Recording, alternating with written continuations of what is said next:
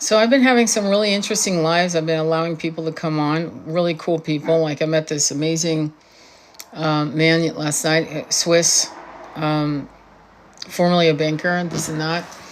And I wanted to talk about Palestine and how this small strip of land has brought the entire world together and how we are so awake. I think phase one, and it's really kind of ironic when you look at the elite. And again, the word elite, somebody was trying to come up with a new word for elite. And the new word, there's no new word. We don't need to come up with a new word. The word elite is bad enough. Elite, elitism, arrogance, entitlement, elite. We don't need to come up with another word. Okay? That word is perfect. It says everything because elite is the opposite of unity. We are unified. And what's interesting about what happened with the COVID lockdown is that was the first step and test that many unfortunately failed. Many people failed in that particular timeline. And it's weird. I don't know what to say about that.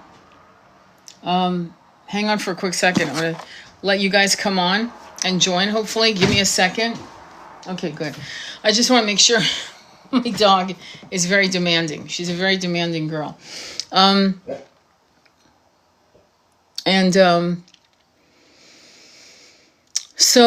the lockdown was the Great Awakening. People didn't survive.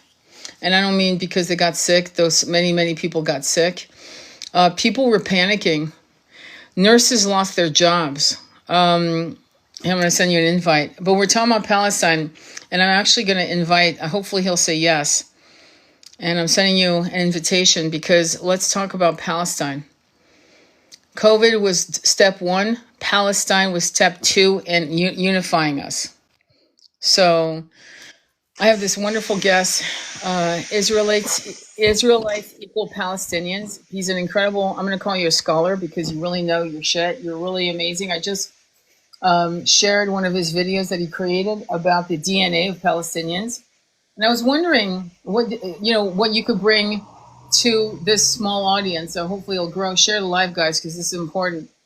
What would you like to, can you guys give us like a synopsis of the DNA? Just, I don't want to put you on the spot because there's a lot of things, maybe you need notes, I don't know, but just what would you like to share about the DNA and about the absurdity of these Europeans who converted to Zionism? I'm not even going to call it Judaism because I think it's insulting to true Jewish people. And again, Judaism is not Zionist. They are completely opposite. Okay, completely. Go ahead, step in, and thank you, and welcome for being here. Yeah, thanks for having me up. So, what we have is like the DNA of everybody. It's crazy. We have Israelite DNA, we have Judean DNA, we have Canaanite DNA, we have Philistine DNA, we have everyone's DNA. And it turns out that the direct descendants of the ancient Israelites, well, actually, let's start with this. The big first revelation is the fact that the Israelites, the Judeans, and the Canaanites were all the same people. Mm-hmm. So though the Bible talks about an external party and like a special group, and I think this is more about religious doctrine than what's actually in the text, these are all the same people. And but we know that one DNA might be Israelite DNA because it was from a known Israelite burial site with known Israelite affiliations and artifacts. So effectively, the direct descendants of all these people are the Palestinians. So whenever we talk about in the Bible, in the 1600s, they've replaced the word Judean with the word Jew.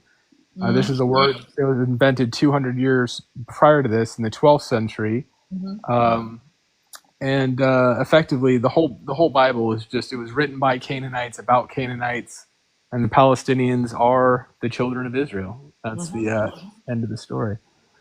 That's insane. That's insane. So maybe we have the wrong, in other words, I don't know. How do we get in an ethno state where when I think ethno, I think ethnology. I'm thinking DNA bloodline, but all of them are from Russia to Poland to Austria to they don't have what I would call Semitic blood. How does that? I mean, how did that converge? I mean, I know about the Balfour Declaration. I know about the Rothschilds. I know all that. But what I mean is, like, with anyone with half a brain, how did they come up with this logic, pretzel logic?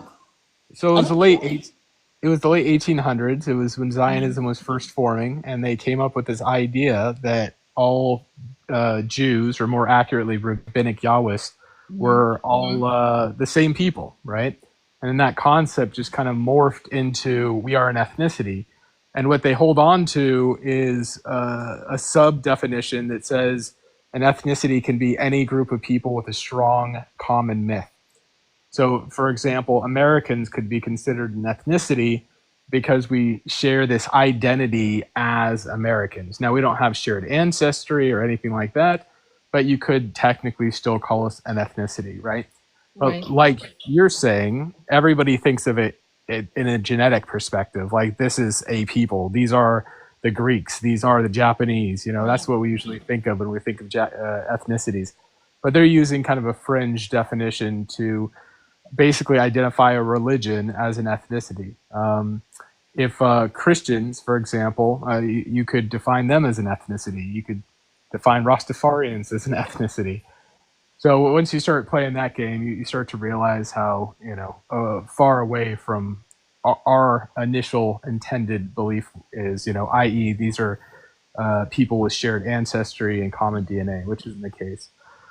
Judaism is actually, and Judaism is a word that was invented in 12th century England as well. Prior to this, through scholarly circles, they're known as rabbinic Yahwists, and this religion really started in 6th century Iraq, and this is when the Iraqi or Babylonian Talmud was completed. The religion that we know today as Judaism was born. And I like to joke that they invaded the wrong country, right? If they wanted to go to their religious homeland, it should have been Iraq. But unfortunately, it looks like they want to right that wrong and take that country too. So that's another show, to be honest. But what do you think is really when we look at 1948? What happened in 1948? What the propaganda has been so entrenched. And the way, because a lot of beautiful Jewish people are coming out saying, I was indoctrinated, I'm coming out, this is not okay, not in my name, never again meant for everyone. And I think there's some beautiful people who are devout Jewish and people who understand, this atrocity. And they have been really fighting the good fight. And what I can't understand, and if you could explain, what is it about these Christian, I'm going to call them fascists, I think they're insane, in this country regarding the Schofield Bible and their willingness to pay the price of all these innocent lives for the return of Yeshua? Can you kind of clarify some of these points, if you could? Sure. So first off, we have to remember that the standard rabbinic Yahwist or Jew didn't actually believe that they were a common anything, right? They just thought they were members of a religion forever and ever. And it wasn't until the 1800s that became a thing. And then suddenly people today, Jews today, are like, of course we're a people. How dare you try to delete our history? No, this is a modern invention. So when it comes to Christianity, people do point to the Schofield Bible. I think it gets too much weight. I think the first big coup was when they replaced the word Judean, aka someone who lived in a place called Judea, 13% of Palestine. When they replaced that, a geographic location, with a label for a religion, aka Jew. So now every time anyone reads any English Bible, and even Muslims, they've been brainwashed into thinking Yahud in their Quran is actually saying Jew instead of Judean. So we've all kind of been spoofed to believe it's this one religion and not necessarily just the Canaanites who lived in the 13% of Palestine called Judea. Now, I think that was the real start, is by replacing Judean with Jew. And then over time, yes, we get to the Schofield Bible, where they basically, it's a study Bible. They have notes on the side. This really means we're supposed to support the state of Israel. Right. That was a part of it. But I think an even bigger part of it was the 1980s and 70s and 80s in the television evangelicals. So these guys had their super churches with millions of people watching, flying around on their 15 different jets and all this stuff. And they were pushing Zionism really, really hard. This concept that this one religion was actually the people, the Bible. And I think this is why everyone, I don't know, over the age of 40, you have a pretty good chance of being a Zionist, or at least believing that this one, the converts to a 6th century Iraqi religion are actually the people of the Bible. But we have the archaeology, we have the genetics, we have the linguistics, we have the history that everything says it's the Palestinians, and nothing says it's those folks. So Exactly. And I think that is very important. That's not to denigrate anyone. It's just like an African American. Like Tina Turner became a Buddhist. That doesn't mean she's Asian. It means she's a Buddhist. I don't understand why people have not understood this. I think it's actually, I don't know if it's willful ignorance or if they are so brainwashed that it's almost like cultish. Some of these churches that we have here, they don't understand what they're saying yes to. And they are putting their congregation on a, I'm just going to go there, okay, for a minute, just stay with me, on karmically in harm. In something that is going to be karmically very dense for them.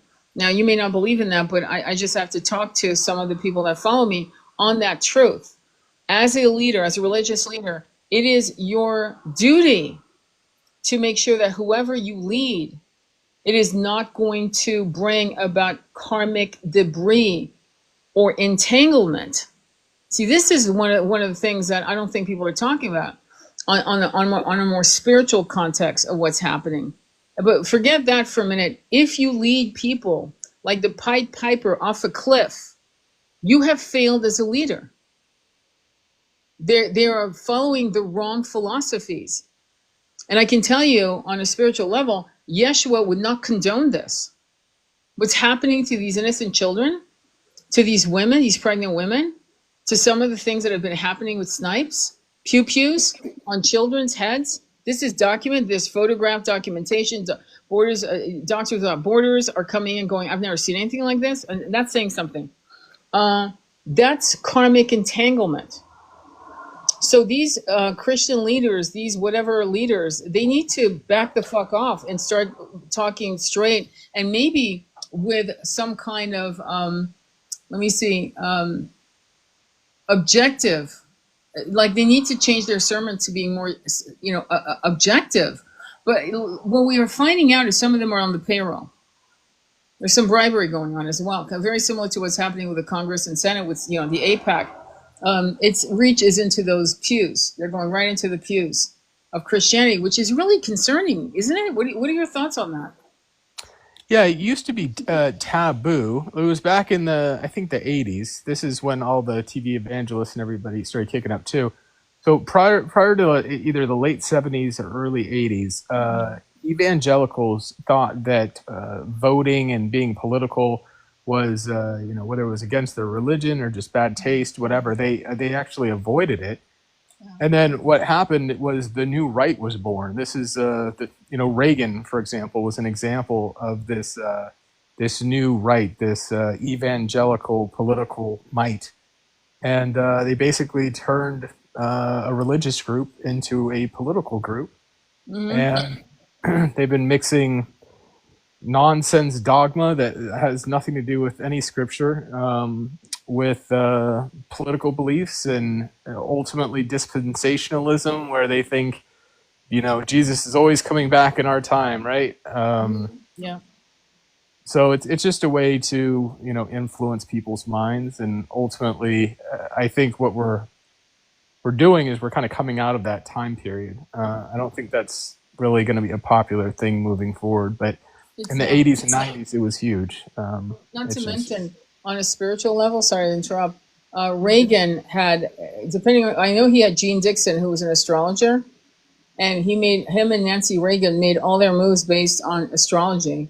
And it's reported, again, I can't confirm that, but I know Gene Dixon was one of them, but he had 12 astrologers on the payroll. So, so between Christianity and astrologers, which Christianity deems as evil, it's an interesting mix. It's like kind of nuts, right? What do you think? It's like, Yeah, no. Religions in general, I personally am I call myself one of two things: a post-religious atheist, or sometimes I refer to myself as a Yahwist. uh-huh. And I think all religions are kind of crazy, personally. I agree with you. I think they've done more damage. They don't have Christ consciousness in them to go along with the regime. Well, I mean, when you see children starving to death, I think that should actually end any agenda to push, because they think that Yeshua is going to come down from the mount and appear out of nowhere into the rapture. It's like, I believe in a lot of magic. I believe in 5D, okay? So, New Earth, okay? But I know from just his personality, right? Just what I've seen and what I've, my own connections with Yeshua, which was never something I sought in this way. Um, he'd be going ape shit on these people, to be honest. If we can look at him turning over the merchant tables on the supposed concept that it was about money exchange, which I did a video that it was far worse than that, but anyway, I won't go there, do that here. But I can tell you that if Yeshua was actually to return, he would go ape shit on these people. Period. There's no way he'd say, "Oh yeah, I condone this in my name." And it's like, it's so insane that they actually, a lot of like millions of people are buying into it. Like, what do you think is, why is religion in this concept so, like, how does the brain? It's almost like it's like the brain of a 3-year-old that can't figure out how to read its name, and then one day it unlocks, it wakes up, and it can read its name. Like, what is this about this cultist behavior? I mean, I can see why you don't like religion. I don't like it either. I mean, I used to, believe it wholeheartedly. I think the reason why children are brought into religion early is because it creates their new norm, right? Mm-hmm. So at the end of the day, if you grow up thinking that the Earth is flat, well, that's what is going to be a baseline for you. Yeah. So I think a lot of these people are just raised. I was raised to believe whatever I was taught from my church, and at the end of the day, I believed it, right? And Yeah. not many people end up going, hey, you know what? Maybe I should look deeper than this. And oftentimes, religion will discourage. I remember when I first started realizing what was going on, I would have Christian friends who were like, I talked to my preacher, and they said reading the Bible is dangerous. You shouldn't do it so much. And it's like, well, I think that kind of tells you everything you need to know, right? Right. Like you're not seeking truth. You're trying to guard dogma, and Right. Right. And what, like, so you were trained under, like, your foundational training was religion? yeah. I was in a very specific Christian sect Okay. that most people would consider maybe even not Christian because it was so kind of doing its own thing. But yeah, I was very religious all my life, and in fact, it was religion that brought me to atheism because I was trying so hard to find God. And once you're willing to let go of one part of your religion and you say, I just want to know the truth, and you keep Yeah. digging, well, then you go, okay, well, the New Testament doesn't matter because best case scenario, Yeshua is a prophet or maybe even a Messiah, but it doesn't matter. It has nothing to do with my salvation. What do I actually have to do? Right. I have to worship Yahweh. Okay, let me get to know Yahweh. Then you start to study Torah and you go, well, Torah was actually written by like 5 different groups of people over hundreds of years, and it was rewritten. And then there's the Canaanite god El that's in it, and then El gives Yahweh. Okay, well, who's Yahweh? And then you go research who Yahweh is, and you find out the original religion was literally just some goat herders in the desert, like the Moses story, right? They were wandering through the desert, and maybe Yahweh did reveal himself to Moses, and maybe that's a real story. But effectively, what we know for sure is all the commandments and all the stuff that came out, that these are not real. Yeah. So Yeah, I studied mostly Eastern religion. You know, the Vedas, Bhagavad Gita, Kirshad, and Radha, and then some of the what you might call fables or what have you of the many gods, and then you know I love Greek mythology. I never really went into Egypt that hard, and I think it's because it's still really it's still, in my opinion, very much misunderstood. But I remember feeling a connection to Buddha. But the concept of the ocean of consciousness, merging into the ocean of consciousness, our egoic framework won't allow it yet. We're not that advanced to say, okay, I give up my entire individual being. Let me totally merge into the ocean of consciousness. So it's interesting to me, like for us, for some of us, really what we're looking at is creating a new earth, but also moving into other realms of realities and enjoying other incarnations in other realms. You know what I mean? And that might sound weird, but at the end of the day, as a man who found his way into atheism, can you kind of talk about what do you believe? And this is not to, I'm just curious. Do you feel like there's an energy, a source that maybe we wouldn't call God because that word has been so misrepresented. But do you think there's an intelligence greater than our understanding, or do you feel like it's something different? I'm just curious. I think it's fascinating. yeah, well, we had an interesting exchange once where you called me not an atheist, right? Because I told you Yeah. about my belief in the stream of consciousness. So Right. I'm a professional thinker, and from Mhm. time to time, I feel like I reach into another dimension almost to pull out things that are not my thoughts. It's like it's Right. weird. It's like there's a stream of consciousness that Right. ultimately we can access. So I think I am a fan of like the multiverse. I'm a fan of the idea of the world that we know isn't what we know, right? Like it's probably much more complex, much more deep than we realize. There's probably much more than just the 3D world that we are used to looking at. Yeah. So I think all those things are scientifically plausible. I've had experiences that are totally non-spiritual, to where it's just like I just know stuff that I don't know. It just turns out to be true. So Right. um, You're connected to a high infinite intelligence, and you're getting what we call it downloads for you know, for a quick way to describe it, but yeah, it's divine knowledge that's infinite and true. And like I wrote a book. It's a chick book, but in it I wrote that the Egyptians were trading with the Mesopotamians. Now it never occurred to me. Well, first of all, it was based on a true past life, but that's another show, and I won't go into it. But it never occurred to me people didn't know that. Apparently, they did a DNA on a mummy, an Egyptian mummy, and it had like 20 or 30% Mesopotamian DNA. And that's when they realized, oh shit, these people were talking. I'm like, I'm sorry, you guys didn't know that? Like, you didn't know that the Mesopotamians would trade with the Egyptians? Are you okay? It's like they have to find, I don't know. So that this is divine knowledge. And this is, I love about the way you think. I love about the way you think is that it's almost like you're plugging into the infinite and you're allowing surrendering and self realizing. That's what self realization also about. And then later on in the 3D world, it's confirmed in some way. It's kind of interesting, don't you think? yeah, no, I think it's very interesting. Yeah, to me, I don't think of it as spiritual. I think of it more as a level of understanding of reality that we don't have a grasp on, right? Right. Which is infinite, would you say? Or what would you say? That our lack of understanding is infinite. Yeah, No, well, our lack of understanding is ridiculous. But in terms of, well, I'll give you an example. You know, Dr. Joe Dispenza has been studying what happens to human brain when people meditate, right? And he's been doing electro probes on the brain to all the people that come to his retreats. And so he's been working with neurologists, I think, all over the world, where they map out the brain as it goes into the meditative state.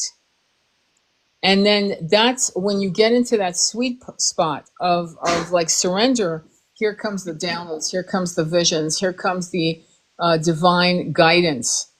And and no one can really, because of the 3D lens, no one can explain to anyone that's more scientific, hang on, more logical, but 3D, I call it 3D logic, which is limited, which is massively limited.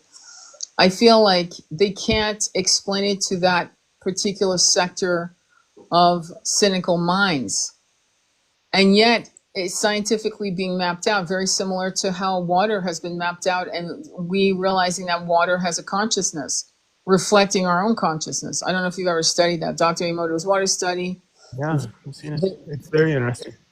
Yeah, I mean, this is the he was. I don't know if you know about Dr. Emoto, but Dr. Emoto studied water and how, and you should look it up on YouTube. There's tons of information. Japanese scientists, and he mapped out and showed us how our emotions, music, even a mellifluous music as opposed to acid rock, and how it would impact water. He would freeze the water, microscope it, and then the charge of water would be when you yelled at it, when you were depressed, when you were angry, and then if you were happy or whatever, it would have these incredible, gorgeous snowflake type of sacred geometry patterns. You know what I'm saying? So he put water's consciousness on the map, if you will. It's science.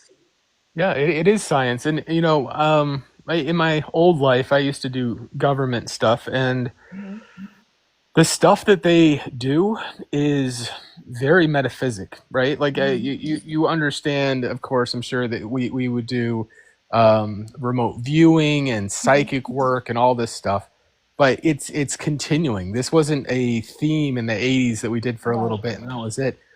I remember being exposed to stuff where they were trying to pull a lifetime of audio out of inanimate objects. So, like, the idea is that a rock would literally capture everything spoken around it, and forever it would be captured in that rock, and you could actually decode it. They learned that. You know where they learned that? They learned that from the Atlanteans who used quartz crystals, and this was talked about at the Mitchell Hedges skull, which has been debunked, unbunked. But anyway, the Mitchell Hedges skull was a skull found in Honduras in the turn of the 20th century. And psychics, unbeknownst to each other, were actually working with that quartz crystal, communicating, and it was showing images from Atlantis, including the deluge.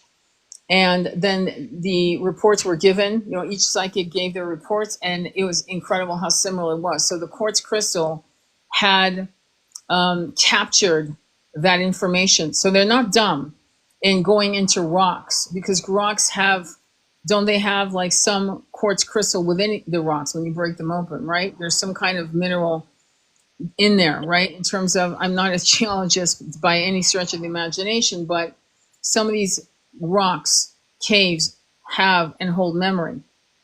And we know, right, how quartz crystal is used in like fucking the cell phone watches.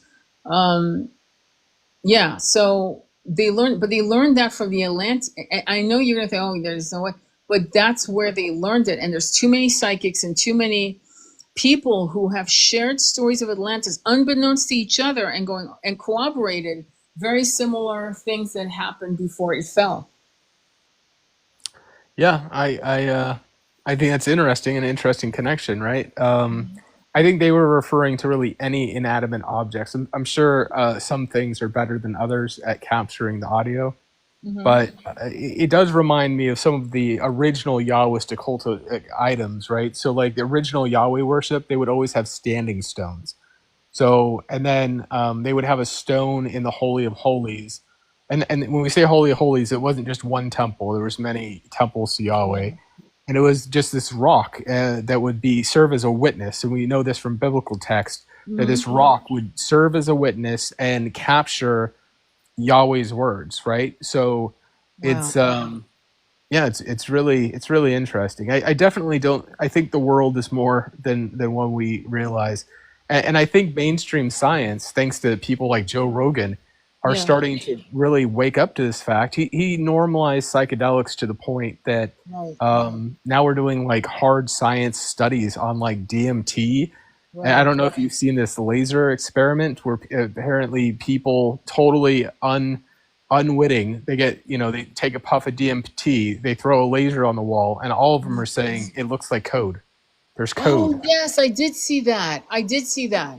That was Yeah. insane. Yeah, yeah. Well, guess what? Okay, so this will blow your mind. So there's a woman that's been studying water. Her name is Veda Austin. I'll send you the link on, I'll send it to you afterwards. But of a video I did, but I'm also going to send you her link. Okay, Sherilyn actually found her link on YouTube. But what she did is she put images beneath a petri dish of water, froze it, and then took a photo of it, and the image of whatever she put there was reflected in the water. Then I saw that. you Yeah. saw that, right? Did you see that there was a guy that actually took a photo of all of her images, removed and dropped it into AI? He had some kind of AI app. I wish I knew what it was, and it removed the background, and suddenly there was writing in cuneiforms and hieroglyphs in I the didn't see water. that. Yes, yes. Isn't that wild? It is wild. How do you feel about psychedelics? Oh, I mean, I have videos. I've done it, so it's like, but we have to be careful on this because they'll slam us Yes. down. But yeah, I've done the grandmother, the grandfather, and I've done the frog. And then I did one more year of the grandmother, and the grandmother said, "You're done here. You don't have to come back to see me anymore. You've got everything you need." So I listened. I've never done it again. But I think it's really important. I think no offense to you, I think you're an amazing young man, but I think that there's some men in particular who have a lot of pain where I've heard people doing Bufo and it really literally saved their lives. It crashed. It's almost like crashing a computer. It's like rebooting the computer. So they got rebooted because their ego was so brittle. That stoic Marcus Aurelius. I mean, we're not at war, my friends. We don't need to be in the Marcus Aurelius consciousness of Stoicism 24/7. But what it did is it tore down their walls, and they came out reset and fresh. The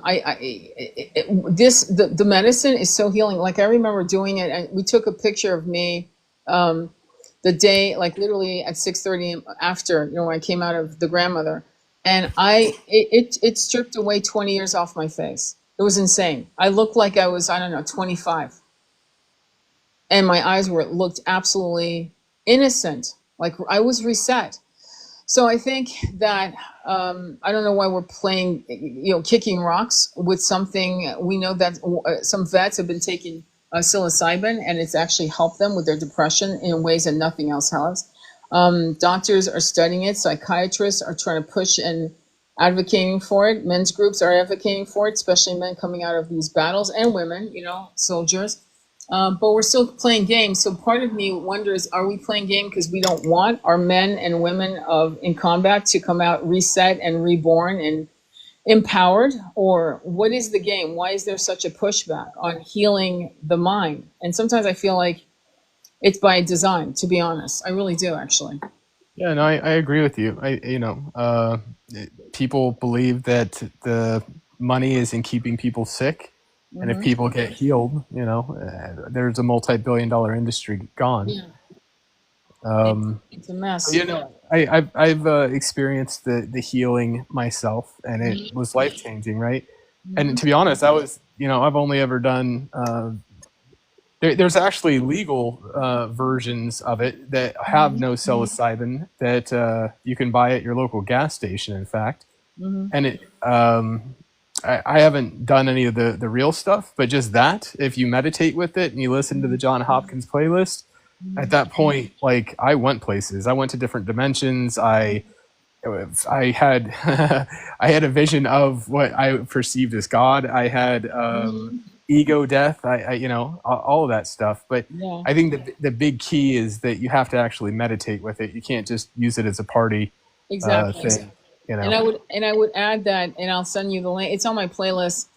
If you're going to do this again, right? Like I highly recommend you do the four corners above and below, which is shamanic saging, to make sure that no entity walks in, because that shit does happen. I'm not kidding.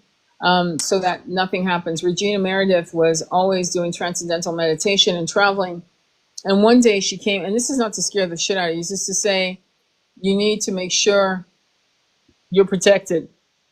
I when I do, let me put it this way: when I do an akashic reading for a client, that something that's simple and full sober power, I do the four corners above and below so that nothing is corrupted that comes down my download. So if you're going to do it right next time, let's say, I please look at the playlist is under guided meditation. I'll send it to you actually. Like it's under guided meditation, and it's called the four corners above and below. And it's based on what the great shamans do before they dispense the medicine. Okay. I had one negative experience to where I think it was a serotonin burnout. Like I was doing it too frequently. Yeah. But one where I went into a place and it was dark and there was like this dark being and it kept pushing me and it said, get out, leave, get out, get out, get out, get out. And I was like, all right, I'm out. And I just opened my eyes and I rode the drunkenness or whatever through a couple hours and I was fine. But Yeah. that was my only negative experience with that stuff. You know, you just open your eyes, you're okay. That's kind of cool that it said get out. Apparently you weren't ready, because I did a hypnotherapy session, an LBL, lies between lines. And before I was able to meet with I'm going to call it the Galactic Council for the lack. Anyway, I could not go up the staircase. I was not allowed. And I wasn't ready. So I had to meet with an avatar. And then I met with my husband who had passed away that year previous, and my son, and we met, we healed. I met my beloved, my soul, my eternal consort is who I call him. And then I was able to go up the staircase. So it's interesting how they block when you're not ready. When you're either there's unfinished business, like no, handle that business first, and then you're allowed the cookie. You know what I'm saying? But until and sometimes it's don't come here. Don't come here at all. You know what I mean? You're not ready for a long, long time. So it's interesting how some of these spirits know. Well, I mean, of course they know. They're connected to higher dimensions of knowledge and wisdom, but they know what you can handle, because when you come back, if you're overloaded with too much knowledge, it could actually throw you off in such a way that you go through massive depression where the world no longer makes sense and you don't want to be a part of the world. And can I give you a movie that actually illustrates that in a weird way, in a very pedestrian way? It's called Somewhere in Time. And I would say read the book. Don't watch the movie, but the movie is a quick way to go. But the book is a novella. It's called Somewhere in Time, where the guy goes back into time, meets the love of his life. He's gone back 100 years. And then somehow there's a glitch. He comes back and he's like, oh my God, I got to go back. And he actually gets sick and dies. I'm just giving you, but I want you to read the book, Somewhere in Time by Richard Matheson, it's called, or watch the movie with Christopher Reeve. And sometimes, and this is just pedestrian level of what I'm talking about. So when we're going into higher dimensions of consciousness and seeing beings, like you said, you went and saw what you thought was the personification of Godhead. Some people can't return back to clocking in at a job. They can't. They want out. Does that make sense? And sometimes it's almost like a mercy to say, yeah, you can't come here. Yeah, most definitely. You know, that psychologically, you know, whatever the mechanism is that you would need to remain protected. That's a self-defense mechanism or a higher being's protection. You know. Mm-hmm. Yeah. I could definitely see that as the. So yeah, no, I think it's interesting. So what do you feel is the end game? Because now they've been given, let's circle back to Gaza, if you don't mind. What do you feel is the end game to them being allowed to now take over Gaza? Can I jump in and say, I'm terrified for them displacing these people once again. And people have been starved. They're too weak to walk a mile, much less God knows how many miles they're expected to walk wherever they are being pushed to move out into. What are your thoughts? What do you think is going to happen? So speaking of reaching into consciousness, right? I think we're about to go into World War III. I Mm-hmm. think Israel and the U.S. are going to fall. I Hmm. think Europe is going to be destroyed, and I think the Zionist Empire is going to end. Yeah. It's, So I mean it's that's my impression, right? This is yeah. something that I felt like I reached into the stream of consciousness, and this is what I got. And who knows? Maybe it turns out to be total BS, but that's what I got. That was my download, right? No, but I'm not saying you're wrong because that download isn't wrong. It's kind of like the calendar, the Mayan calendar of 2012 that said, "Oh, the world's ending." The calendar ended, and it turned out it was the world as you know it. So I think it's going to be another situation of the world as we know it. Yeah, I don't think America is going to all be unalived. I think America is going to break into three different countries, and I think it's going to likely be a civil war that makes it happen. I think we're going to be losing really bad in the world war. They're going to try to Mhm. draft, and when they draft, I think people are going to have a civil war instead of doing Yeah, a draft. got it. It's heavy, isn't it? It's heavy. My group of people that follow me, most of the people following you right now are probably my little tribe. To be honest. And we talk about this in the Starseeds Awakening. If anyone wants to join the group, let me know. It's right on my profile link. I'm letting you know. But these are the conversations we're having, looping in and out of current affairs into spirituality, into dogma, back into the infinite of what's possible. Can I ask you? I'd love to get your impression of egregores and how the elite use egregore to oppress the masses for thousands of years. Do you believe in that? Have you heard of that concept or anything that you No, can share? well, maybe I understand the concept. I just don't recognize the word. I think agregory or what is it? No, no, Allegory. not, not no, not Yeah. no, no, no. It's not like that. Egregore is an energy that is used. What happens is if you pray to something or you are like Microsoft is a core. Apple. That's a better example. Apple was kind of it became an egregore. The Apple, the consciousness of the people that worked for Steve Jobs, and it had its own spiritual entity that grew out of a collective consciousness. Do you understand? And it became its own energy that could influence certain in certain ways across the planet. So that's a positive. I would say that's probably a positive egregore. But the elite have used egregore of fears, various types of fears to control the masses. You might want to look it up real quick, egregore. So, well, it makes me think of what's the place with the giant owl, right? Oh yeah, a Uh, Bohemian Grove. yeah, exactly. So, Yeah, people, power elites definitely do use this type of mysticism for yeah, sure. yeah. Um, I don't know how involved it is, It's but pretty. It's pretty involved. It goes back to Baal and Moloch. That's why there's. I don't want to say. We're stepping in massive. Like we're going into the quicksands of this app because it's limited in allowing us to talk freely. But let me just say it's connected to Baal and Moloch, and I think you know what I mean by that. It's like we don't have to go. You know what I mean. And those of you who don't, Baal, Baal, Moloch, Moloch. Look it up, or CK, depending how you spell it. And it's connected to you know who. So I just feel like what you said is it's a harder, more serious download that we're getting, right? But I'm not going to disagree with you. I feel the price to the new earth is that just to make sure that we're on the same page. Basically, we're expressing it with different kind of evocative words, right? That are very knee jerk. But I think that's the price, and that's what we all have to kind of prepare ourselves for and understand. And the new earth is a higher consciousness of being. The fact that people all over the world are losing their fucking minds over these babies, these pregnant women, these young men and older men, Palestinian men, and literally people are going to jail for people they'll never meet. That kind of empathy, I don't think we've ever seen in recorded human history. What are your thoughts on that? well, the anti-war protesters from Vietnam were pretty, serious. Was it as big as this? Absolutely not. Exactly. Um, this is definitely a world-changing event. You know what's interesting is I've heard other people like I have in my head like 2027. What I say is by 2028 it'll be done, right? Like I Yes. think Israel Yes. won't happen. And I keep hearing other people saying, yep, 2027, Yeah. 2028, whatever.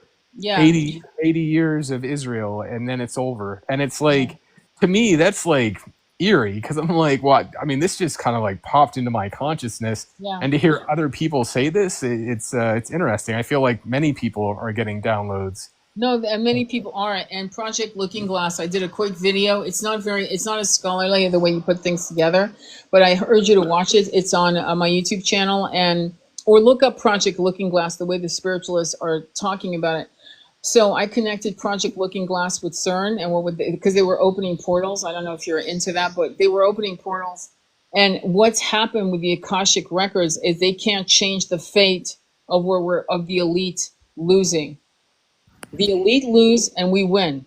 The meek shall inherit the earth. Meek, I hate that word. The one of empathies, of us who empathize, us who are generous of heart, inherit the earth. It's our time now. It's not theirs. So the elite are like totally scrambling, throwing everything they got to throw us off our stride towards 5D New Earth consciousness. And Project Looking Glass talks about that. It's you can look it up. It's about a UFO or a couple UFOs in the 1960s that were found. They reverse engineered it, and I think in doing that, they also found some technology to try to travel through time to open portals. And so downloads are when we connect to the infinite universe of knowledge, but it's also we are kind of time traveling, if you will, sitting right there in the room, whether in meditation pose or doing your dishes. Sometimes the downloads come uninvited. You're driving, you go, holy fuck. And it's so intense, you got to pull over and finish the download because suddenly it's like a screen over your eyes. Everyone experiences differently, okay?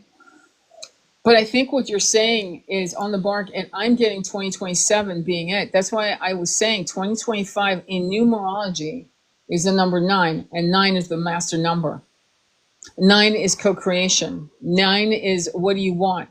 State it now. And so I've really been pushing people to meditate 5 minutes a day to keep their minds, their monkey mind trained to serve their soul, if that makes sense. I know I'm going off here and there, but I, I think watching the slaughter of these people, I think back on the Iliad. Remember the Iliad? I don't know if you ever read the Iliad, but I did. it's a Geno. Troy falls, and it's a Geno. I mean, I'm not joking. And when they talk about bashing the babies against the walls, that was protocol. The barbarity of wars have always been, but we've never seen it in Technicolor in real time. Never. And the fact that the majority of the world's consciousness is tender-hearted and generous and absolutely revolted by this kind of rejecting this. And I wonder if our earlier ancestors, and I'm talking about my own father, perhaps my own grandfather, would have been more like nonchalant, like, yeah, that's just war. Because I do hear people say, hey, that's how war is. Your babies will die. It's just how war is. It's like, dude, are you okay? Do you need Crayolas, cookies, and milk? Like, did you ever get hugs? And a lot of us just will not accept this as a price for anything, not Christianity, not the second coming of Christ, not the price of war. It's like the world's consciousness just flipped, and the elite are going, "What the fuck just happened?" What are your thoughts on that? Do I think that the elites are worried? I feel like the wheel of history has turned, and no matter what I do or what you do or what anybody does, it's going to happen, right? I didn't know that you also were getting 2027 on that. Yeah, a lot of us are getting that date. That's the date. 2027 comes out to when you do the numerology, it's 11. 11 is the muzzle line in Kabbalah numerology. It's actually in Kabbalah, which is connected to Egyptian Chaldean numerology. That's where they got it. So muzzle line means muzzled. You're lying, but you can't speak, you can't move. You are completely tied up. Now I think that's the year for the elite to collapse. Meanwhile, for us, it also connects to the moon. How do I know where I'm going? I can't see in front of me, really. You know what I mean? And then it turns into 2, the high priest or priestess. And that's massive psychic energy. This is where somebody like you is having downloads like you're having, and many of us are like the 100 monkey theory. We're getting downloads on similar timelines, similar things are happening across the globe. And then we meet together talking, going, wait, hang on, what? I'll give you an example that just happened during Lionsgate. I'll give you an example. So I did a video on how spirituality and racism is not a fucking frequency match. And then I did one on Hopi warrior, on the Hopi, on the Hopi Rainbow Warrior tribe, the Rainbow Children. Okay, so my friend who's also a psychic did one video, just one, that combined both concepts, and we both did. We didn't even know. We haven't talked until like today. We both did it on the same day, within hours of each other, the same subject.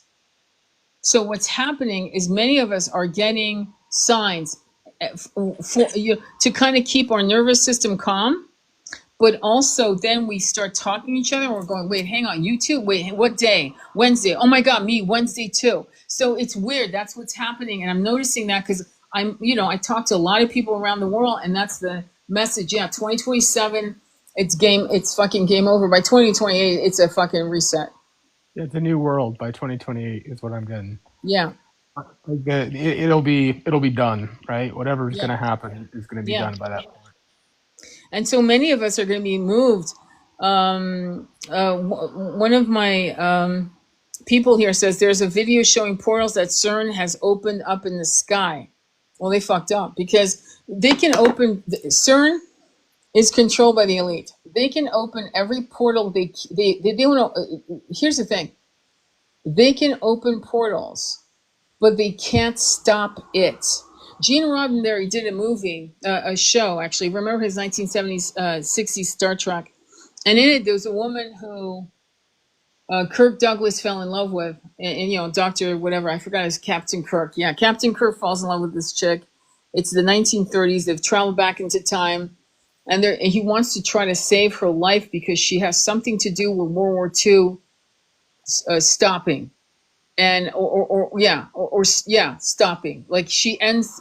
World War II doesn't happen, and I could be wrong with the subject, but the point of this is, and he tries to save her life. He does everything. He falls in love with her, this and that, and the other, and he tries to save her. And finally, at the end, and I'll just, spoiler alert, she gets hit by a car. She gets killed because no matter what you do, fate is fate. There's certain, when you read the Bhagavad Gita and the Battle of Kurukshetra, it's a perfect example of free will and fate in action. And fate is fate. In other words, if this is going to end, this is it. It's like me dying. One day, there will be a day where I take my last breath at 2:07 p.m. and there's nothing you can do to stop it. Today's the day, right? And this is something that the elite are scrambling. They're freaking the fuck out. They're pulling out their highest technologies we don't even know about, and they can't stop it. It is done. And that's why many of us in that 100 monkey theory concept I always repeat, we're getting the downloads of that truth. I find that extraordinary and exciting at the same time. Yeah, I think it's very interesting. And I've spoken to other people that work in the thought world, whether they're field agents for the FBI or whatever, like people, we don't often talk about it, but there's people not in your world, right? I'm definitely not a part of your world, but at the end of the day, like these occurrences happen in very serious thinking circles, and people usually keep it pretty quiet. But again, the government has worked very hard to not keep it quiet and to actually try to explore it, right? I think their most successful psychics, they were hitting it like 20% or something. I like to do like a hybrid of, intuition and analysis, and it usually works out real well for me. And I've literally had discussions where, like, look, if a dove lands on my windowsill and then the stock market collapses the next day, and this happens 80% of the time, well, I'm going to give an 80% assessment every time I see a dove land on my windowsill. Right. I can't explain it, but guess what? I've recognized the pattern. I've back tested the pattern. it is a, it's a reliable indication, right? I can't explain why it is, but the fact of the matter is that that occurs.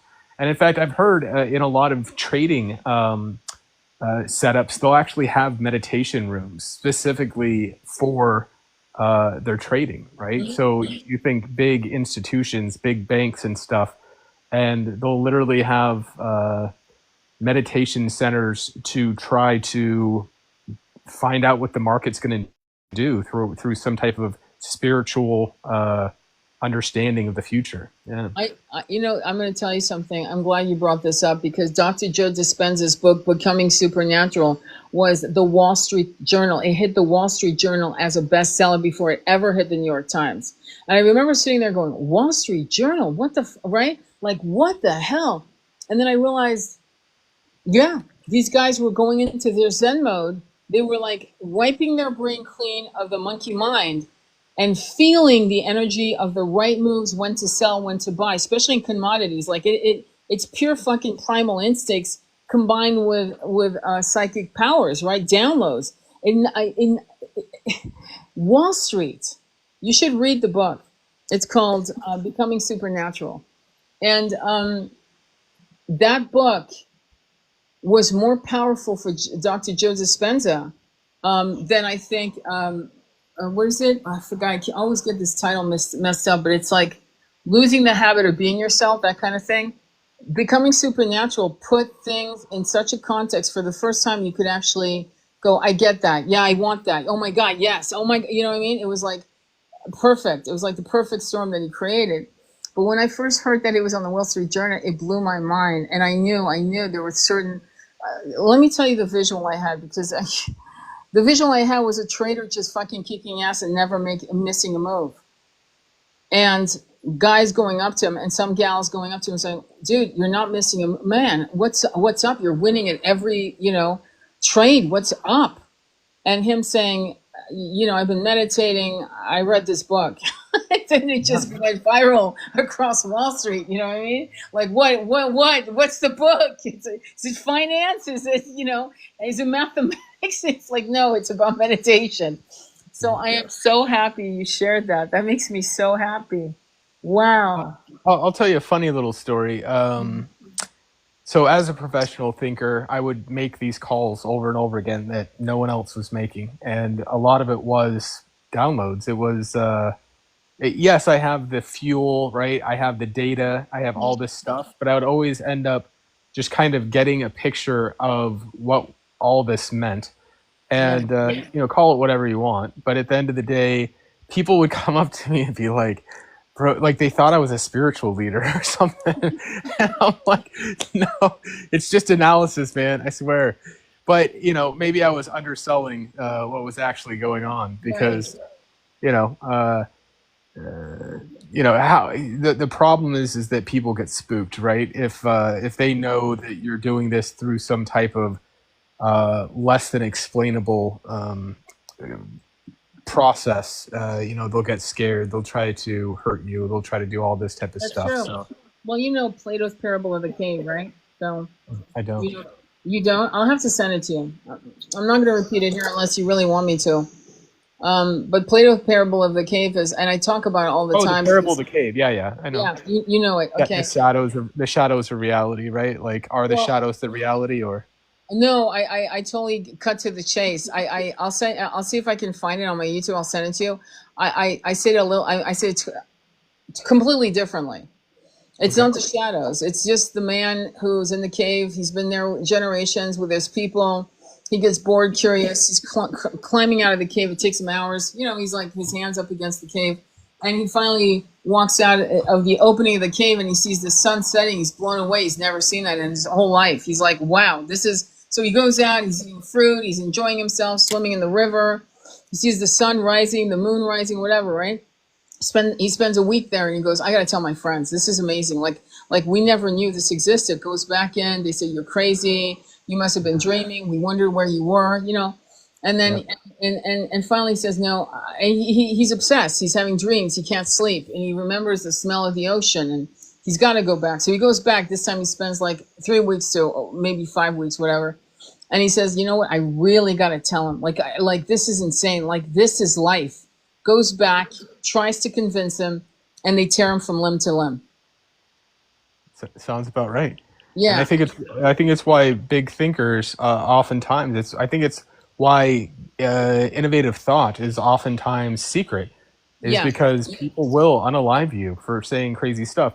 Which reminds me, I wanted to challenge something you said earlier. I would love Uh, that. I don't yeah, debate though. But go yeah, ahead. fair enough. So Moloch, right? When you say Moloch and Baal, I Yeah. think just the predecessor to Yahweh, right?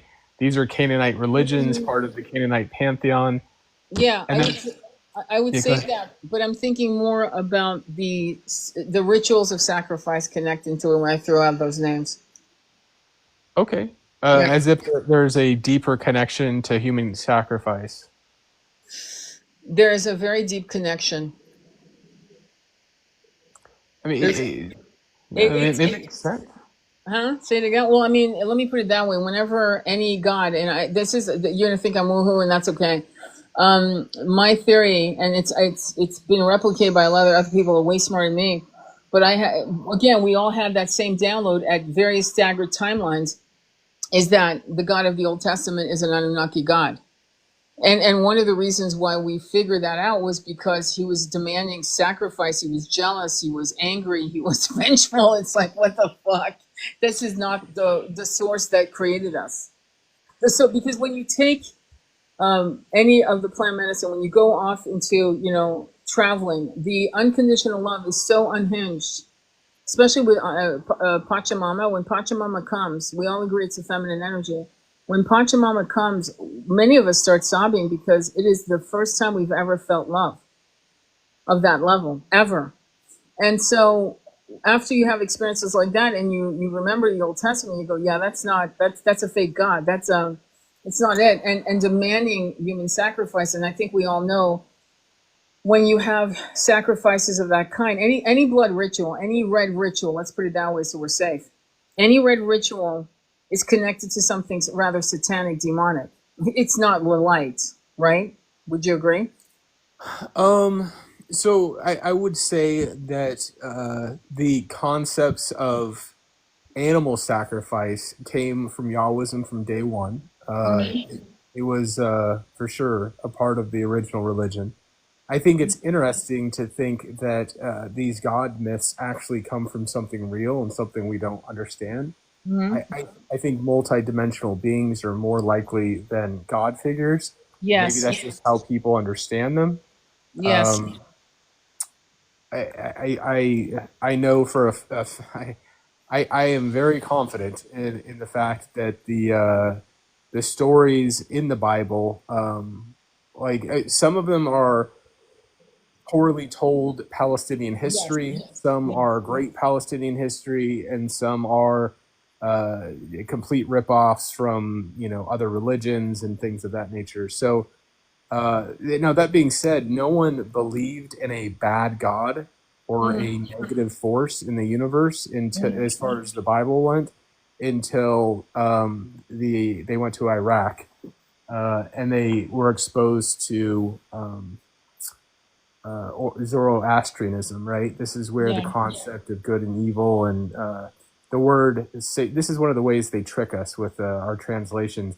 So, like, if the Bible was translated accurately, at least Torah, it would never say Satan, right? It would say Satan, which is Yeah. literally Hebrew for adversary or opposition or something like that. Very So, cool.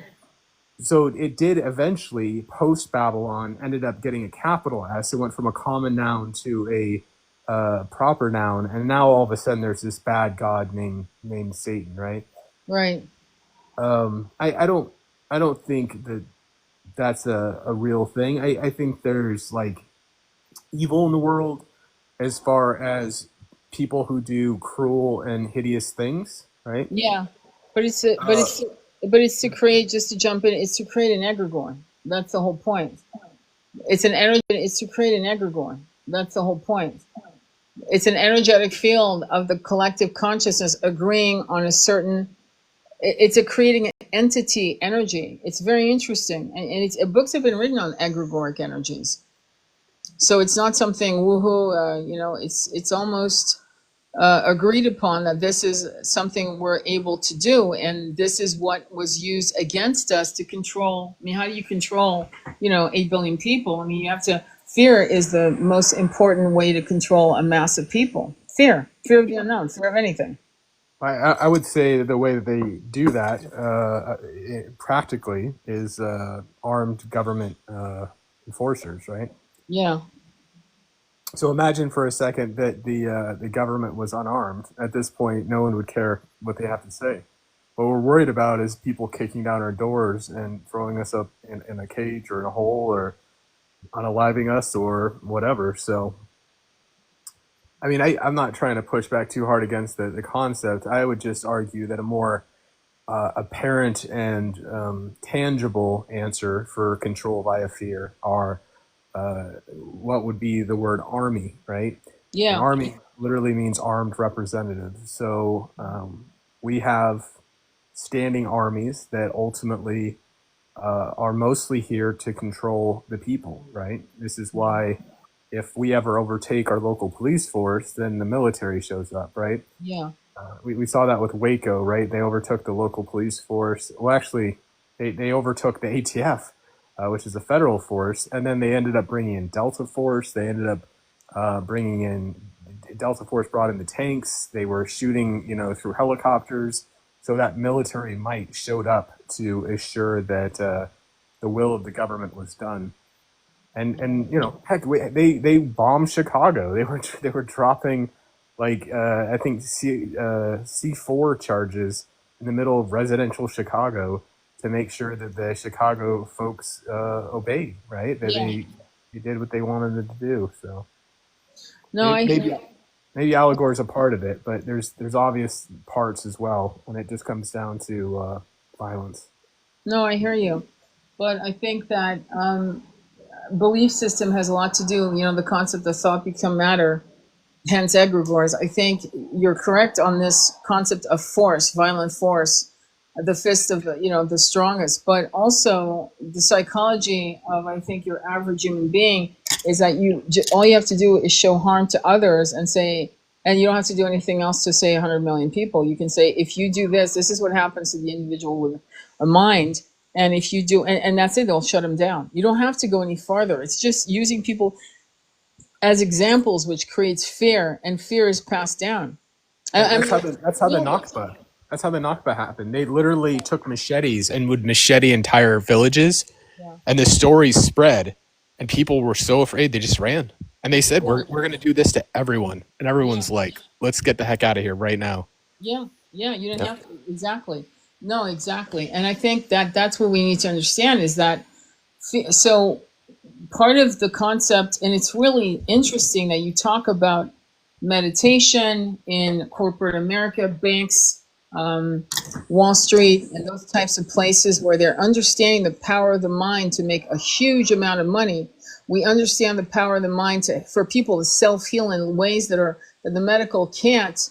And so it's the same with 5D, the power of the mind to co-create something that is going to be safe, generous. It's very much like an Ubuntu situation where people care about each other and there's community and there's abundance for everyone. And it's not, and people will call it utopic, and it's not. Before we called, this concept of civilization, I have to remind people we used to live like that in a simple way. Very rarely do we have the Hun coming over the hills.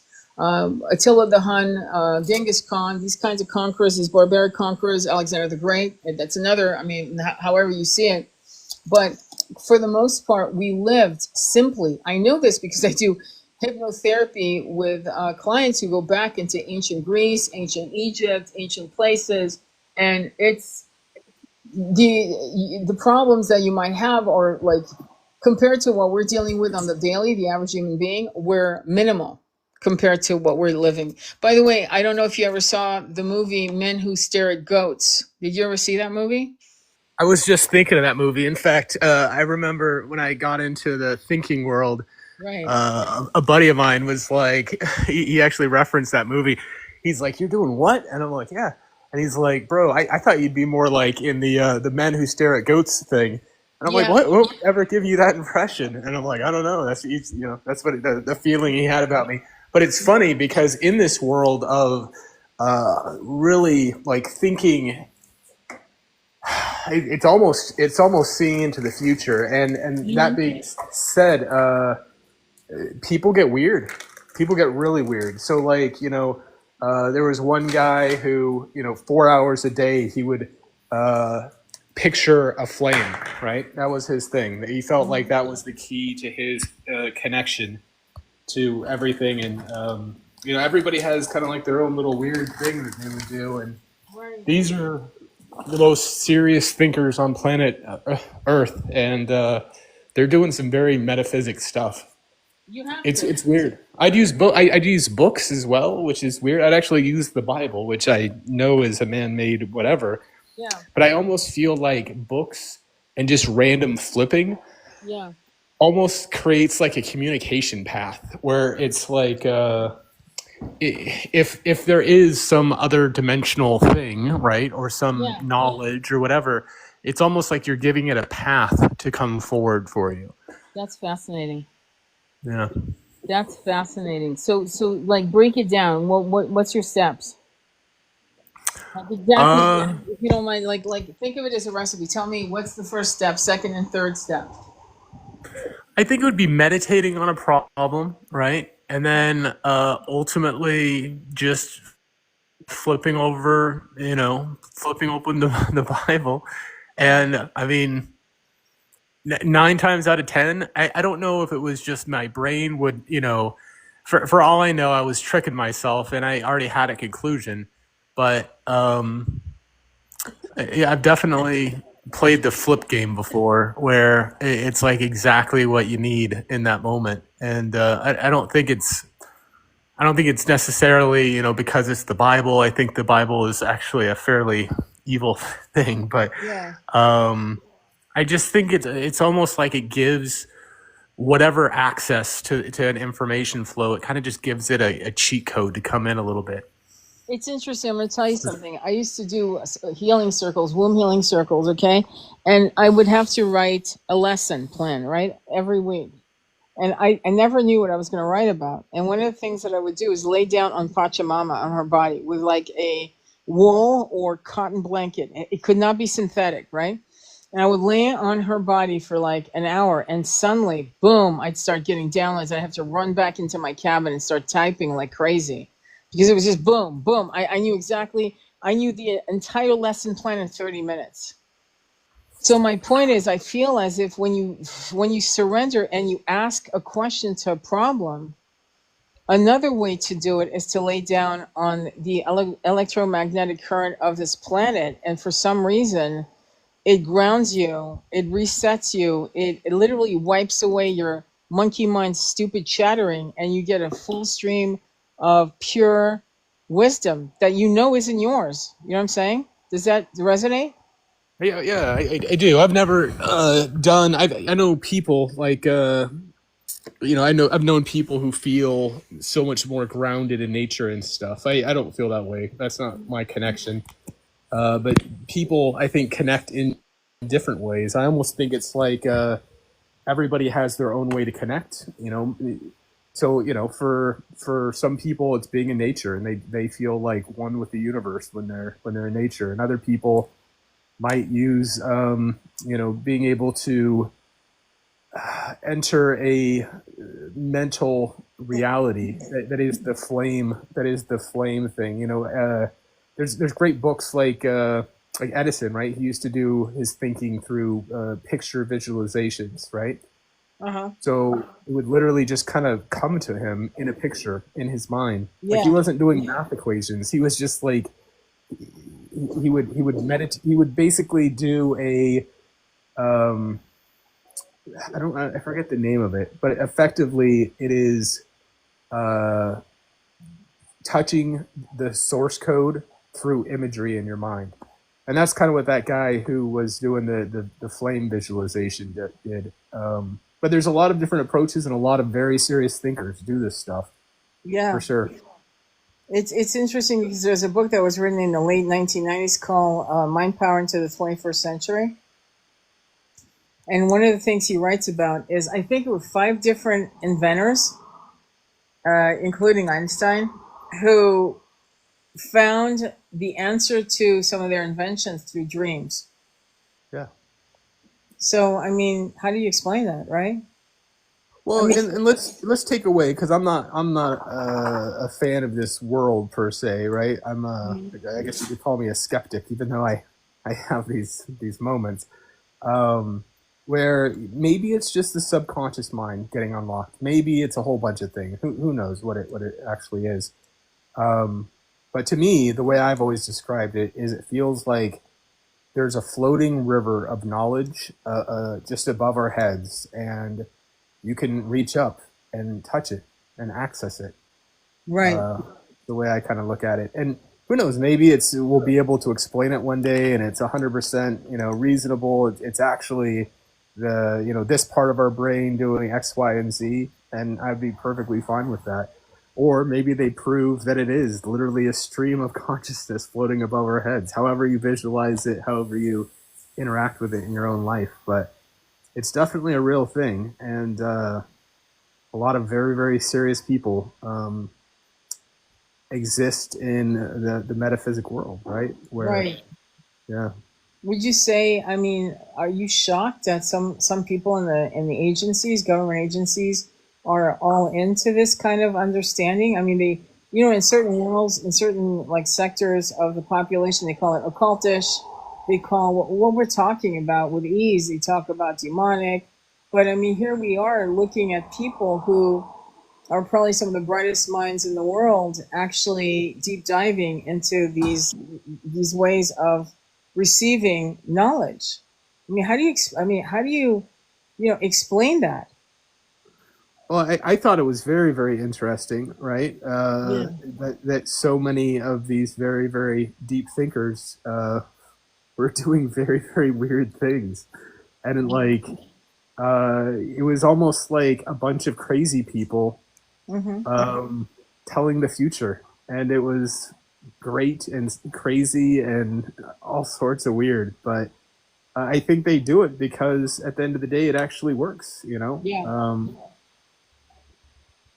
I don't know. I think it's weird, and I think one day, we're gonna be like, oh, okay, this totally makes sense, and this is why it's X, Y, and Z. I just don't think we know why yet. Yeah. No, I hear you. Maybe you do. Maybe you're 100% right, right? But Well, I mean, honestly, it's. I think it's a collection of us receiving messages, and the messages are tweaked just a tad, and then we share it and we realize that something incredibly powerful is moving our spirit to focus on the right things. You know what I'm saying? In other words, the changes that we're seeing and what we previously discussed could really put people in a tizzy, in a massive, massive collective depression.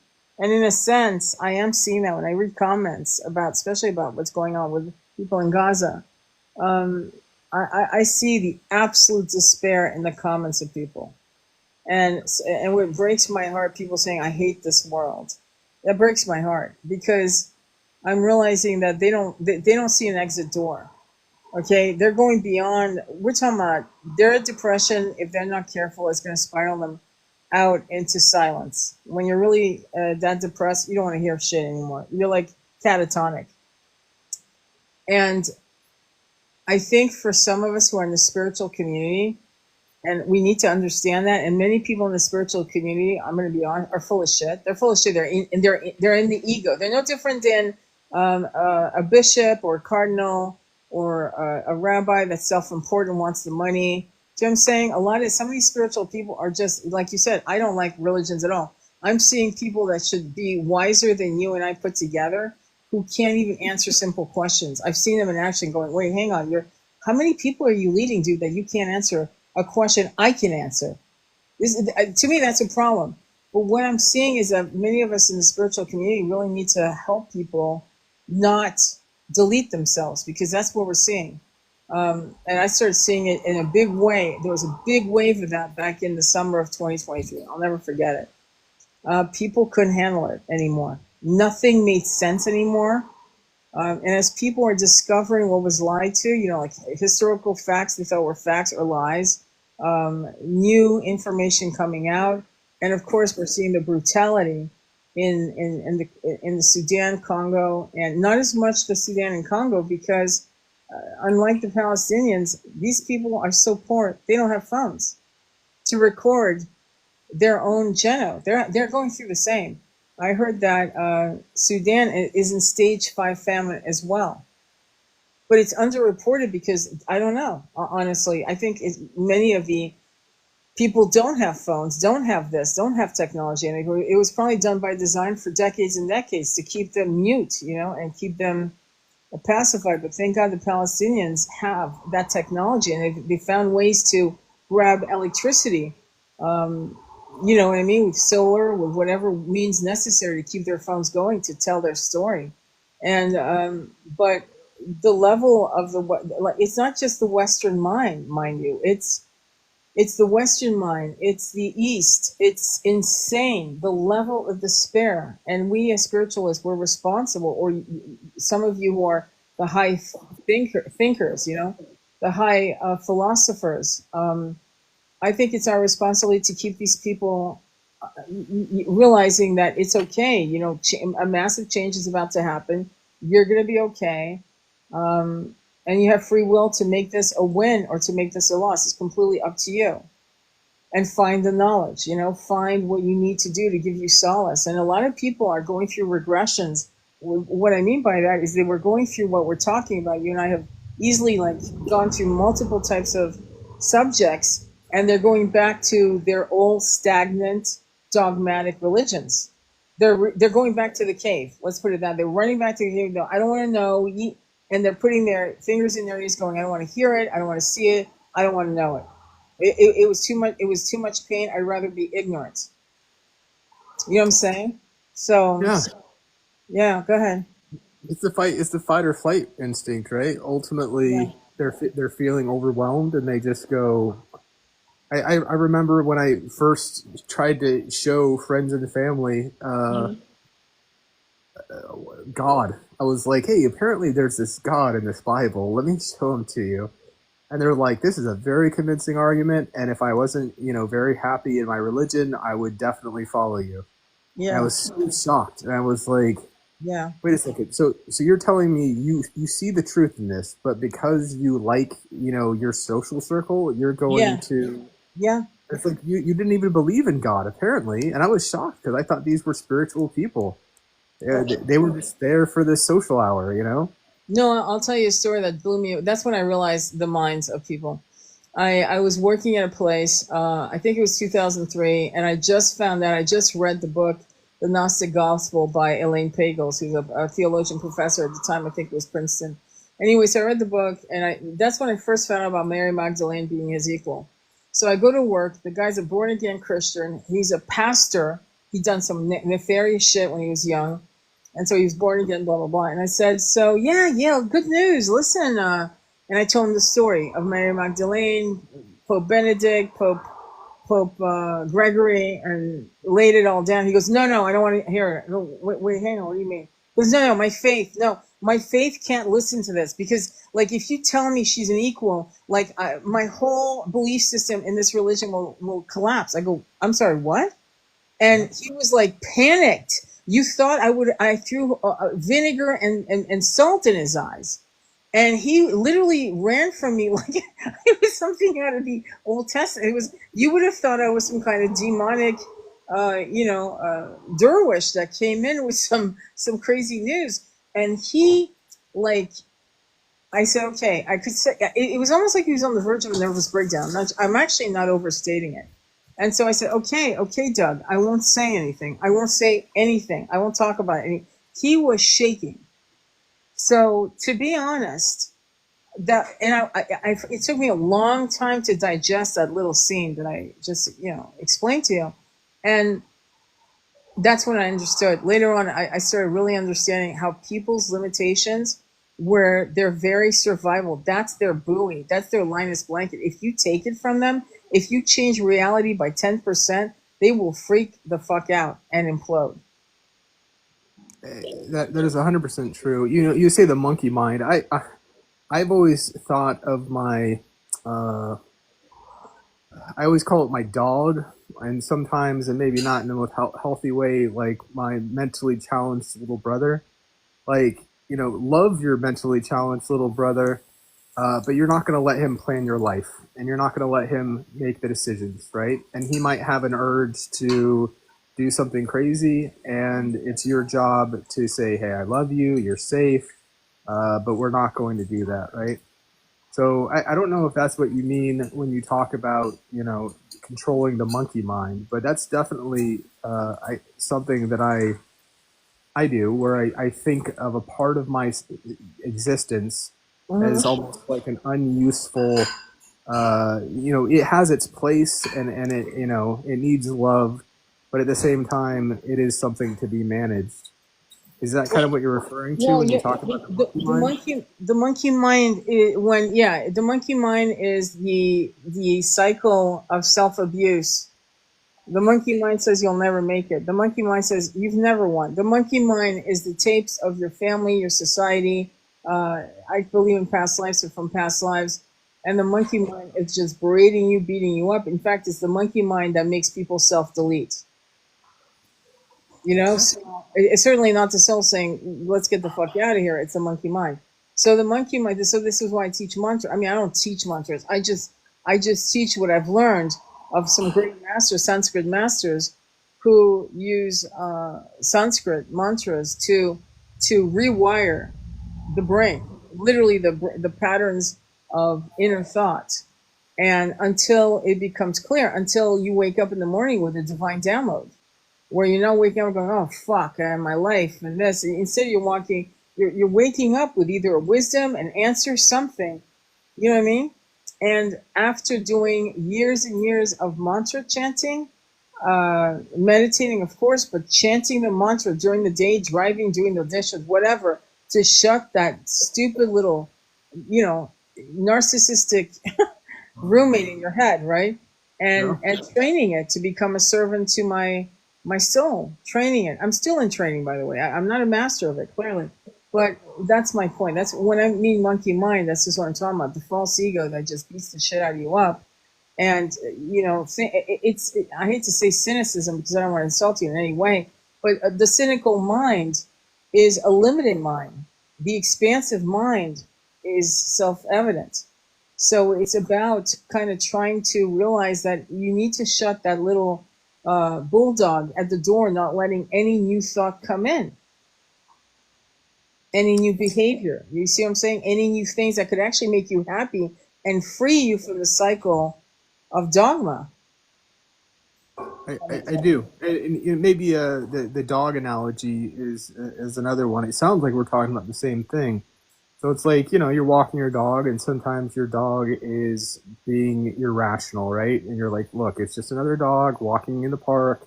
This is not fight or flight moment. You know, calm down, and you have to soothe it and whatever. And then other times it is an emergency, and you say attack, and that dog is very, very helpful in that moment. I agree So with that.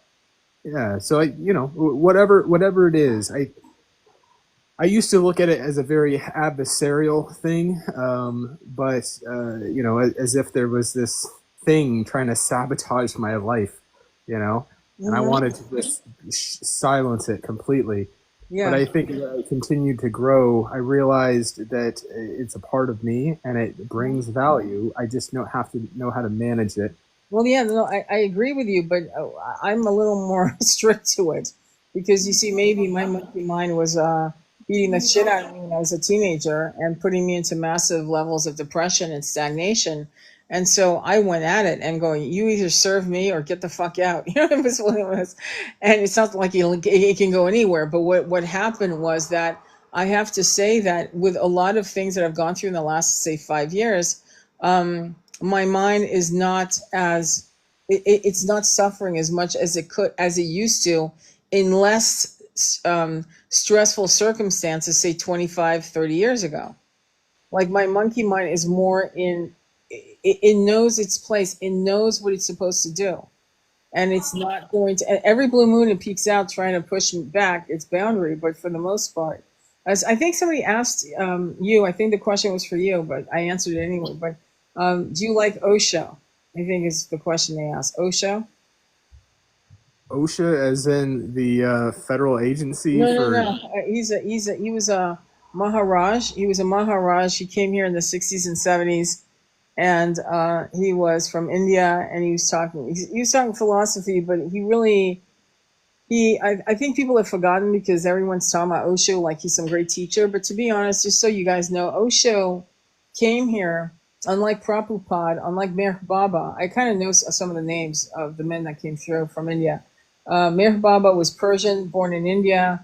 Prabhupada was a Hindu who came to bring Hinduism to the planet, and he came to New York. And but Osho, what he did was he set up a sex cult. I'm just going to tell you, he had 30 Rolls Royces. He made people give up their possession, and it was a real to goodness cult. Yeah. We also during that time had Reverend Mooney, who married like what was it, 500 people in a baseball stadium. All of that was going on in the 70s, and so Osho was a cult leader. And whenever I see him being quoted, it's a little knee jerk for me because I know the story. Now, Deva Pramel and Mita, you probably don't know these people. They're like Kirtan singers. Were part of the Osho thing, but they always chose each other, and they ended up bonding and becoming, a divine couple. But that's an anomaly. A lot of people suffered under Osho's bullshit. So, so yeah, that's why I don't like him personally. But some of these people coming from the East, they're hustle. Some of them are grifters. I mean, I'm going to be honest with you. Some of the people that I think are going to be the new teachers and are going to be Western men and Western women. I'm just going to say it. And I think many of us are reincarnated from the East, from Africa, from some of the ancient Celtic, traditions, and we're bringing back some of the things we are remembering. But I think we need to start respecting homegrown wisdom in more of a.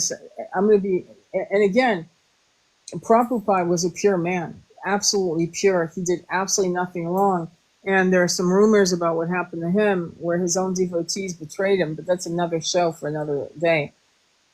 Mir Baba, he was silent for 40 years. The famous song "Don't Worry, Be Happy," that was his famous tagline. "Don't worry, be happy," which became a famous song from that writer out of San Francisco. My point is, we had let me not forget Yogananda Paramahansa. Yogananda Paramahansa wrote the book, The Autobiography of a Yogi, and he was a pure soul. So, but we've gotten a lot of this wisdom from the East, and it's time now that we cultivated our own based on our world. Our world is so different. It's so intense. The Western world, I say all the time that Americans are the hardest working people in the Western world. What are your thoughts on that? I believe that. I think Americans work their asses off as compared to Europeans. Well, yeah, Europeans, they live a pretty cushy life. They've basically, I don't know how they've done it. They've managed to basically control their governments and their corporations, and they're like, no, we're not working 80 hours a week. Yeah. No, we are going to go home and see their kids over lunch, and like, they know the cheat code, man.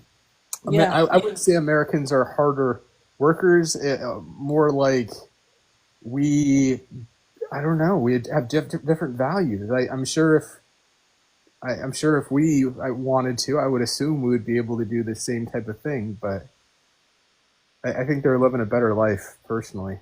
Wait. I mean, my aunt lives in France, in Paris, and she gets 9 weeks paid vacation. That's what I'm saying. Like, they have the cheat code to life. Yeah.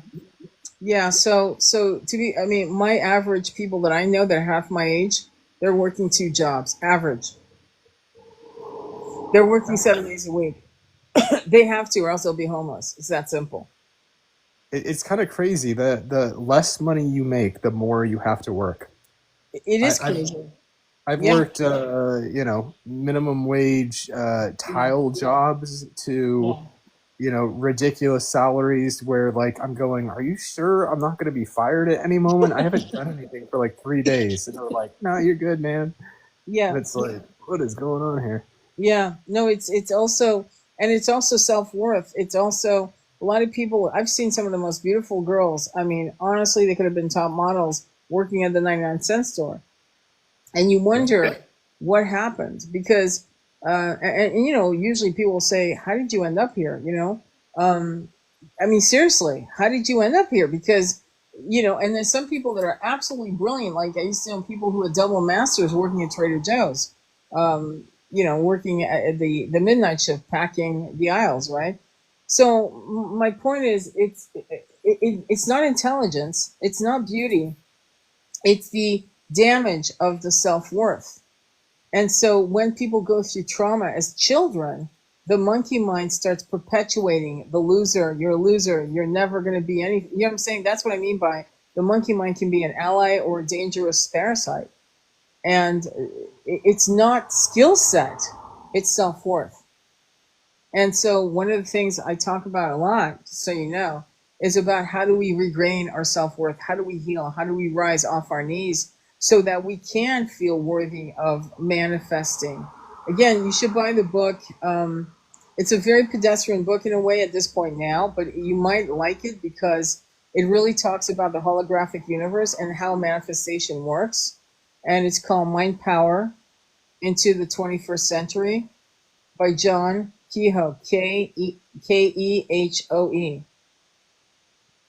And I'm not writing any of this down, but I'll hit you up on that yeah, side and to. it's a novella. It's 148 pages. It's not a quick read. And I read it, actually, it's on my YouTube channel where I read it out loud and I was making commentary. But there's some mystical things I think that are going to be opening up more and more. Do you have any last thoughts about what's happening or what is happening to the consciousness of the planet? I mean, having studied history as you have, do you really see a massive change in the consciousness of people today as opposed to, say, even, say, during World War One?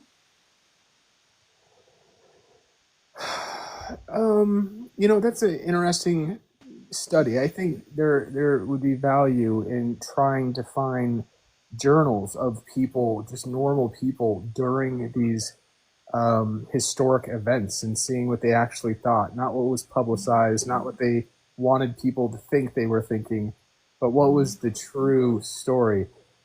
I definitely think people are waking up. I think COVID helped start that process, and I think the nail in the coffin is Palestine. And I don't know. I think AI has something to do with it as well. Like for the first time in history, you can get the most obscure scientific study you could ever think of, and you could just get it in like 2 seconds.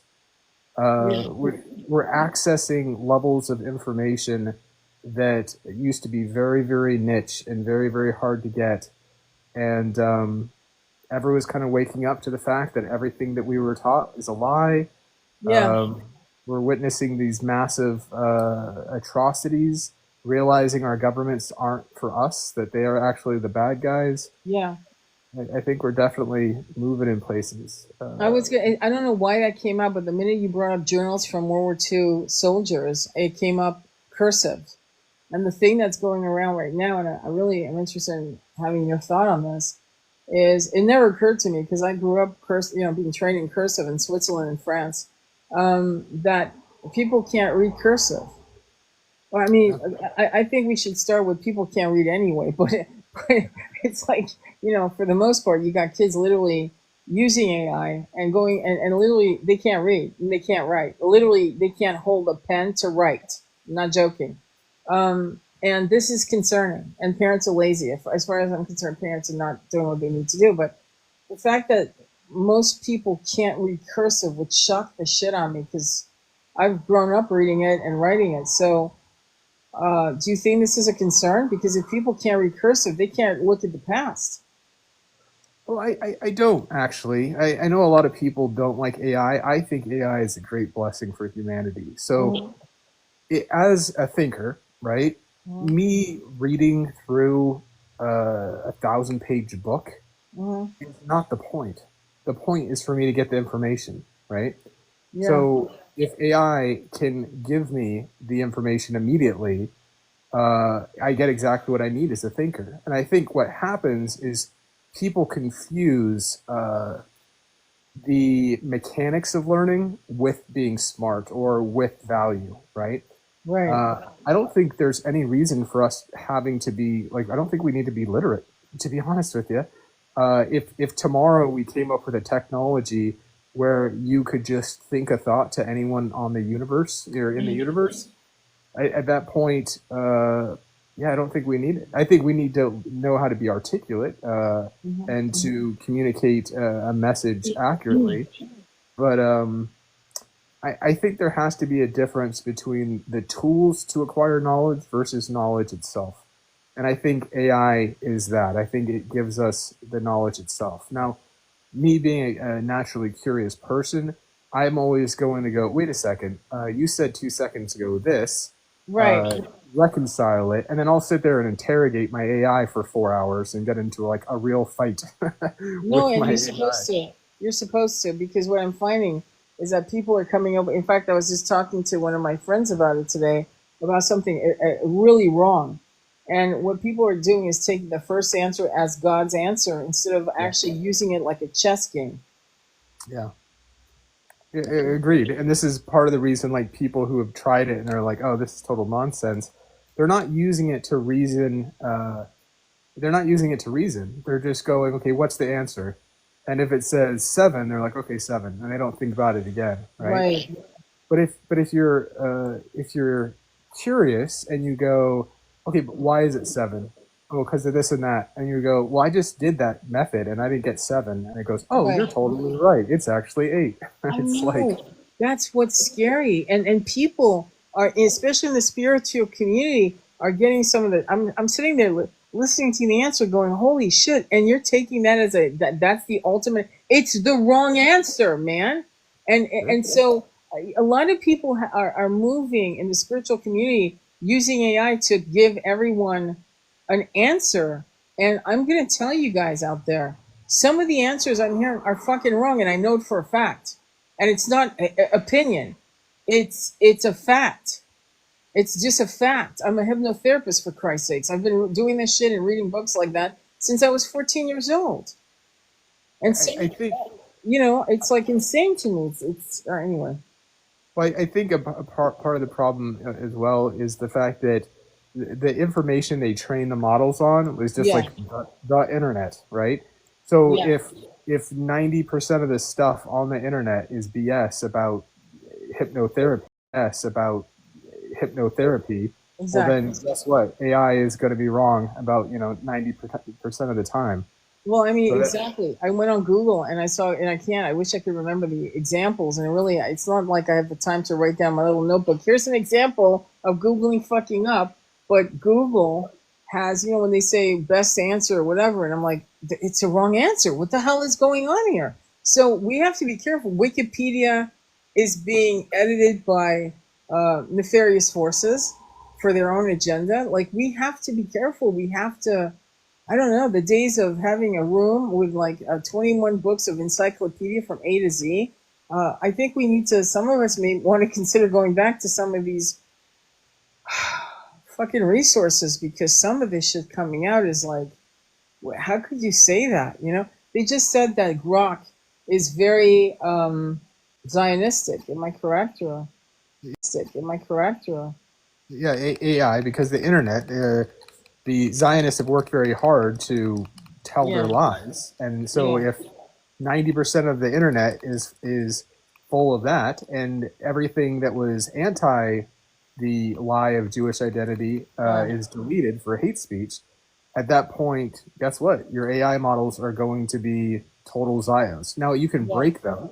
What you yeah, have to do is you have to ask the right questions, right? And say, if you just ask, like, a good starting question is like, who are the children of Israel today? Who is the modern population that became or that used to be Israelites? And you might get whatever answer you get, and then you just say, well, I heard that we have the DNA of the ancient Israelites, and we've Right. tested that. Like, oh yes, we have, and in fact, here's the answer. And then it'll still be kind of Zio, and you go, well, no, give me the actual numbers. Don't just tell me, you Exactly. know, I whatever. So yeah, the more you interrogate it, the better You you get. have And then to. You test it. have, yeah. If you're going to use AI, folks, you have whatever what you're saying is 100% right. You have to push back. Don't just take the first answer as that's the answer, because it's not. Like I heard some guy just talking about how. I'll just say it, okay, if you don't mind. He was asking how racism between black people and white people, where did it start? Bullshit, bullshit. I know it for a fact because I've talked to bullshit. I know it for a fact because I've talked to way too many other people who have had incarnations and remembering through hypnotherapy, through whatever other means on other planets, and racism never comes up. Well, what comes up, which is going to make you feel woohoo for a minute, but just bear with me, is draconian forces, negative, dark Anunnakis, and other like Andromedas, Lyrian. It's a whole. It has nothing to do with color of skin. And the AI just spewed it out, and that guy was just listening to it like he was eating cream from, from a bowl. He was just like, oh, lapping it up.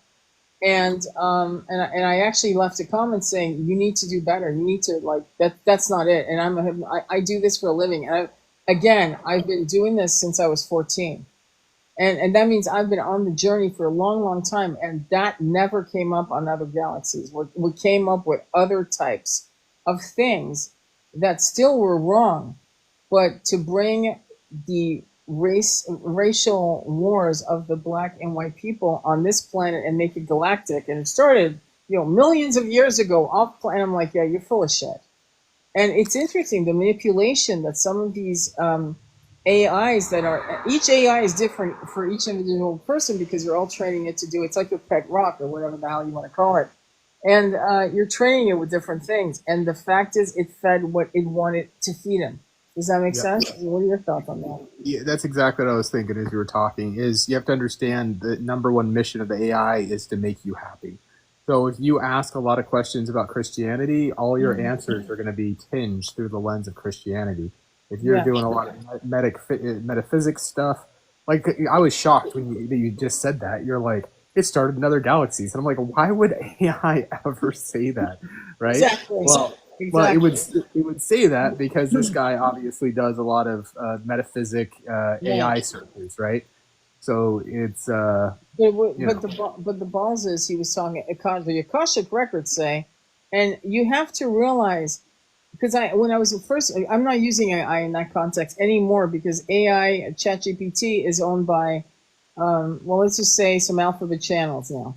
And we don't want to do that anymore. So I don't use AI except to say, clean up my grammar. I swear to God, that's it. I'm not using it for anything else now.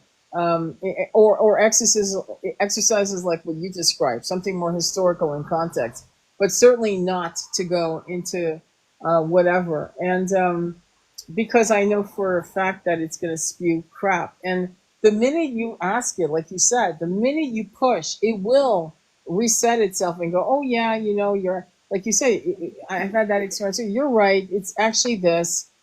So I don't think AI is, I think it's in its infancy. I mean, I don't think it's common sense. It's in its very infancy. And I think by 2027, 2028, I just don't know. Do you think it'll still exist? Because it is, from what I've heard, the technology like crypto mining and AI and all that uses a lot of energy. And I don't know why water is draining in aquifers, like literally draining water out of people's wells.